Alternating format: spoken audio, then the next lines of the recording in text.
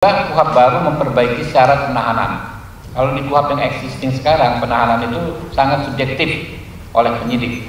Adanya kekhawatiran melarikan diri, menghilangkan alat bukti, mengulangi tindak pidana. Bahasanya itu adanya kekhawatiran siapa? Kan susah. Nah, kalau yang sekarang kita bikin pengaturan adanya upaya melarikan diri, berarti sudah harus ada perbuatan permulaan ya untuk melarikan diri, menghilangkan alat bukti atau mengulangi tindak pidana. Tambah banyak lagi syarat. Jadi nggak gampang.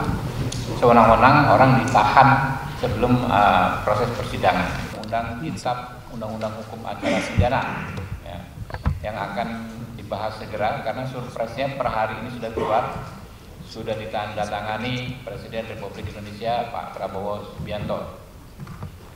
Nah, teman-teman, acara hari ini ya dihadiri ini representasi fraksi PDI Perjuangan Pak Hinca Panjaitan ke-27 13 sorry. Fraksi Demokrat Pak Rano Alfat PKB Wakil Ketua Komisi 3 ya, Pak Rudianto Lalo ya, dari fraksi Nasdem, dan di belakang ada fraksi kehormatan teman-teman mahasiswa nggak hukum dalam sistem peradilan pidana. Jadi polisi ya, Polri, penyidik polisi adalah tetap penyidik utama, kemudian jaksa adalah penuntut tunggal ya, jadi nggak ada pergeseran di situ ya.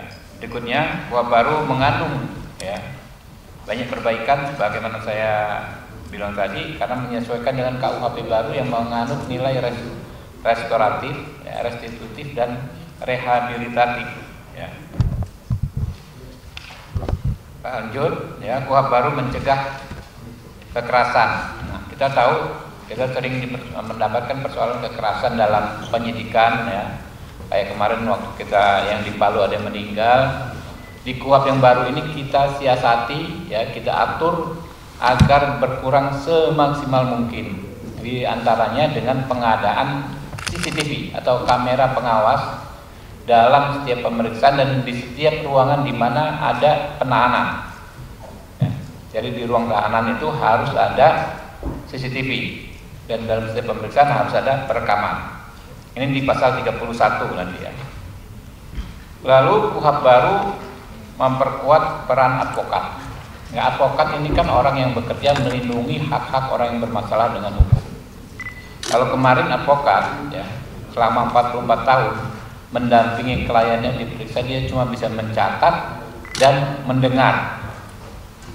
Tapi di KUHP baru advokat bisa menyampaikan keberatan ya, kalau terjadi intimidasi terhadap orang yang diperiksa ya.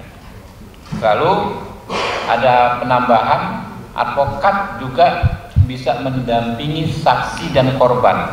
Kalau di KUHP yang lama, advokat itu hanya mendampingi tersangka.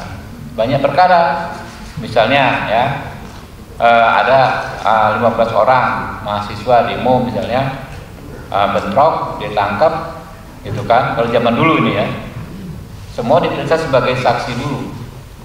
Jadi nggak bisa didampingi advokat, baru terakhir sebagai tersangka. Kalau sekarang saksi pun harus didampingi advokat. Lalu yang paling penting juga KUHP baru memaksimalkan restoratif justice. Kami bikin satu bab khusus restoratif justice. Jadi mulai penyidikan, penuntutan sampai persidangan bisa di restoratif justice kan.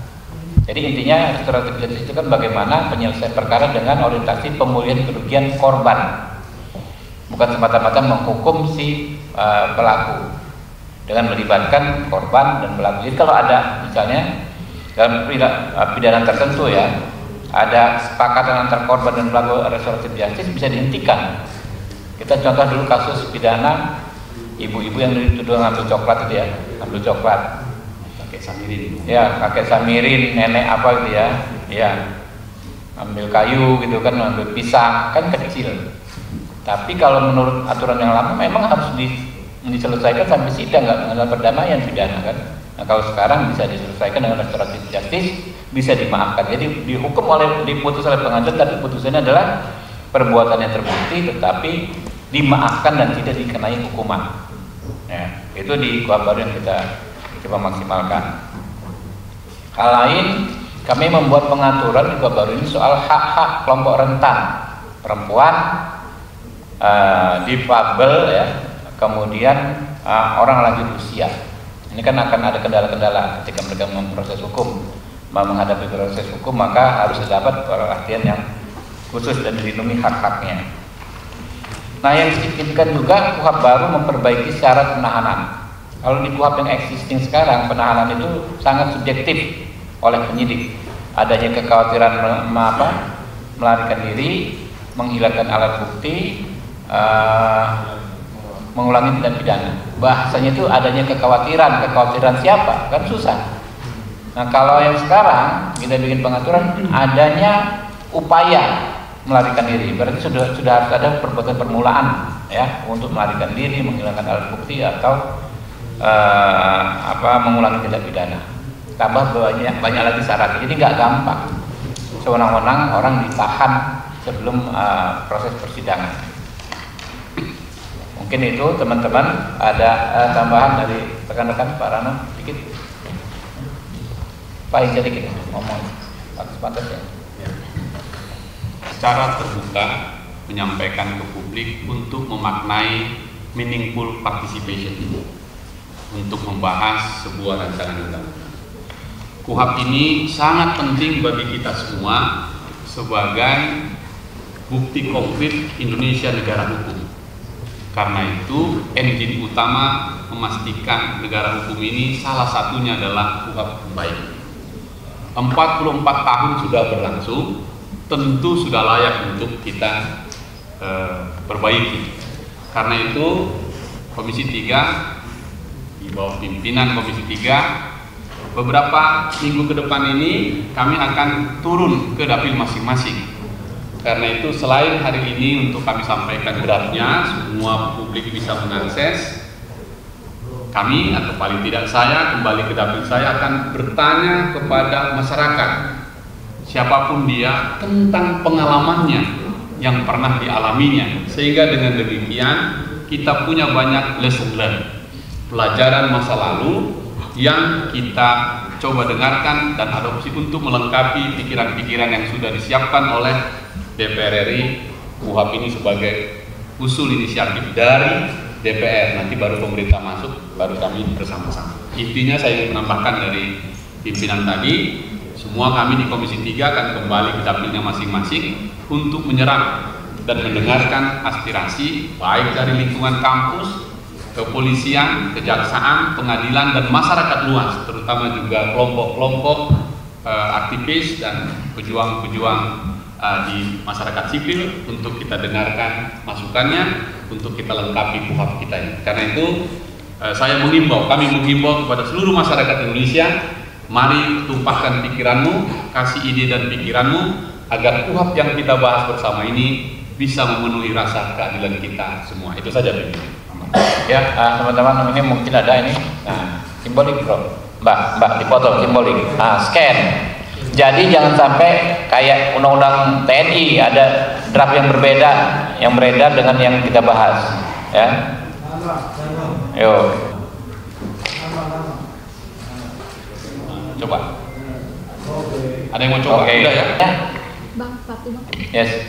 Rahel dari kompas.com. Yes. Ya, kalau bisa ya jangan lebih dari 2 kali masa sidang, ya. Jadi kalau 2 kali masa sidang, insya Allah sih siap ya teman-teman ya.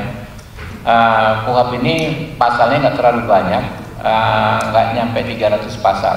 Berbeda dengan KUHP kemarin berapa ratus pasal, 700-an pasal ya, lebih ya. Kemudian saya pikir nggak akan banyak dispute di KUHP ini, karena concernnya adalah memperkuat hak-hak orang yang bermasalah dengan hukum, apakah sebagai tersangka, sebagai saksi, sebagai korban, kita perkuat hak-haknya. Jadi paling lama 2 kali masa sidang. Jadi ini belum dihitung ya Pak ya. Kita baru akan kick off-nya, rakernya kemungkinan di awal masa sidang yang akan besok. Jadi kick off pembahasan, ini kan penyusunan di undang-undang ini, penyusunan sudah selesai. Kick off pembahasannya kemungkinan awal masa sidang besok. Karena ini kan sudah mau libur lebaran teman-teman ya, tinggal berapa hari. Tapi kalau teman-teman komisi nanti menyepakati, kami akan mengadakan rapat sirkuler raker awalnya ini minggu ini nggak apa-apa juga, nggak ada masalah. Jadi paling lama 2 kali masa sidang, kalau bisa 1 kali masa sidang besok sudah selesai, kita sudah punya KUHP yang baru.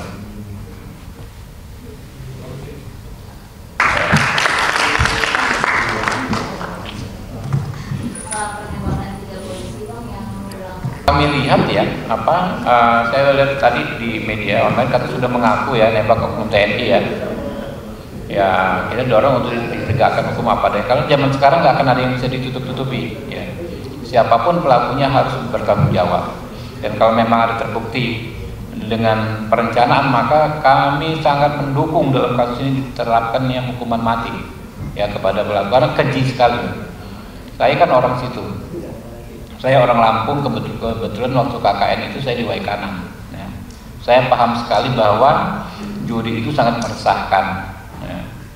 Orang di sana mungkin ibu-ibunya semua resah kalau anak-anaknya terpapar pada judi. Nah ini ya teman-teman dari Polres Waikanan ya kan ya benar-benar all out untuk memberantas judi. Tiba-tiba ya mendapatkan tindakan yang begitu keji. Judi kan bukan sekedar pidana biasa, tapi perbuatan maksiat ya, yang sangat bertentangan dengan nilai-nilai religius umat Islam. Di masa Ramadan judi Anda bayangkan, kemudian ditertibkan malah sewenang-wenang dengan biadab ya, dengan sangat biadab menembak orang yang menertibkan. Jadi sangat layak orang seperti itu menurut saya dijatuhi hukuman mati ya. Oke? Ya.